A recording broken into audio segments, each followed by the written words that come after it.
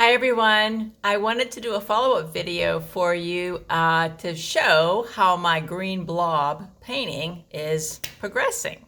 If you remember, I had started this painting by just doing an underpainting and it was all green. It was just a blob of green. And so when I started painting it, I just kind of followed the lines of the underpainting or where I had scrubbed in the green. So I just followed the lines. I'll show it to you.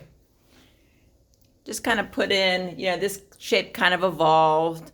Put paint where there was darker pigment and then left it lighter in places. So this shape kind of evolved. And with that little triangle there, which I kind of liked, looks like a portal. So I like that. And so initially it was all green. I just had different shades of green, but then I added this magenta color. And then I was like, dog nabbit abbot, I don't like it with the red. And it reminded me of a book by Michael Singer called The Untethered Soul. I think it's been 15 years at least since I've read that book, and it's about the soul and overcoming the limitations of the ego to live a more fulfilling life. But in that book, he talks about having like two little people on your shoulder. One says, Kim, that looks really good in the green, and you should just stick with it. Don't do anything else yet until you're sure. And the other one says, oh, but you always paint in green, and you need to add some color, or, you get out of your typical color palette.